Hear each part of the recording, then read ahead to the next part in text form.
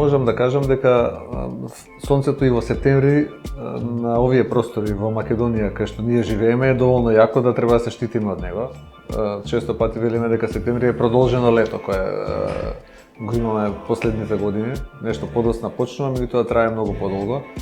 Веројатно и заради сите тие климатски промени што постојат, така да септември нема дилема дека треба да се штитиме, особено што голем дел од луѓето и септември го користат за викенди, за одмори, има доста празници, државниот празник сега, кај што така да сето тоа е нешто што кажува дека треба да се штитиме, нема дилема, јако е сонцето и во септември. Да, во право сте, овој период пациентите повеќе гледаат промени на кожата и тоа од проста причина што тука тие доаѓаат заради тоа што виделе на плажа, со помалку облека одиме, можеме да регистрираме некоја промена, нешто што забележале ги така сакаат да го проверат. И често пати секојдневно доаѓаат луѓе кои само што се вратиле од одмор, па приметиле некоја промена, сакаат да ја проверат, да се осигураат дека се е во ред или па ако е нешто проблематично да се тоа отстрани со време. Така да ова е период кај што вообичаено луѓето го користат за тоа, да дојдат, да се проверат, да едноставно се припремат за зимскиот период полека, така кажам, бидејќи летото завршува и полека треба да влеземе во некои, да кажам, нормални начини на функционирање. Летото е сепак специфичен начин на функционирање на сите нас. За жал има некои што не се од бенигна природа. Најголем дел се бенигни промени. Сега да не ги плашиме луѓето, најголем дел од промените нешто ќе се случи, ќе се промени, а тоа не значи дека по дефиниција тоа е многу страшно и дека треба да дигаме паника, не, ама треба да го провериме.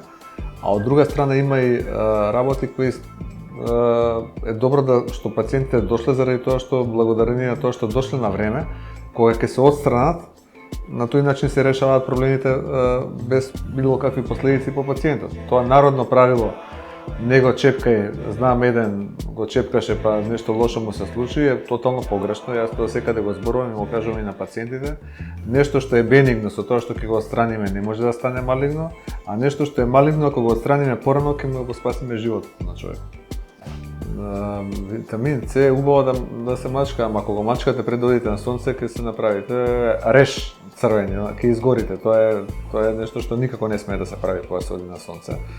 Инаку витаминот С е добар антиоксидант, особено во зимскиот период и навечер може да се употребува да го подмладува, да го освежува лицето.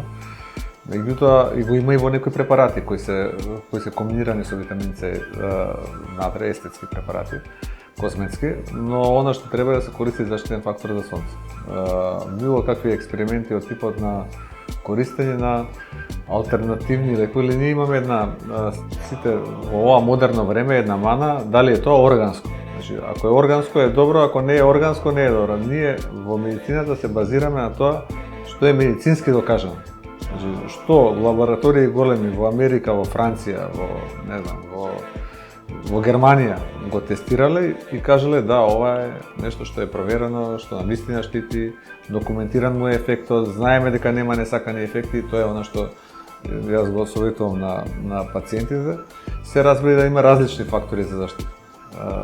Сега повеќе до сега кај нас во Европа беа хемиските филтри, во последно време почнаа и овие, да кажам, механички блокатори, кои во Америка се единствено тие дозволени да се употребуваат на база на цинк оксид или некои други оксиди кои механички го спречуваат удирањето на сонцето врз кожата и на тој начин не штитат од ултравиолетови зраци.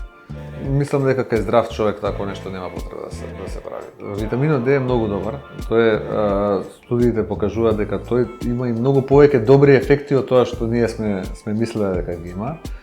И ако нешто треба да се зема, тоа е еден од витамините кои може да се земаат слободно. Меѓутоа дека во летно време, особено кај млад човек кој е нонстоп на сонце, имате потреба дополнително да внесувате витамин Д, а тој се синтетизира преку сонцето, па кај здравите луѓе не треба да е некоја рутинска пракса или нешто со што се обседнуваат дека мора. Во зимно време кај што нема доволно сонце, кај што не се синтетизира доволно витамин Д, тоа е навистина нешто што е потребно.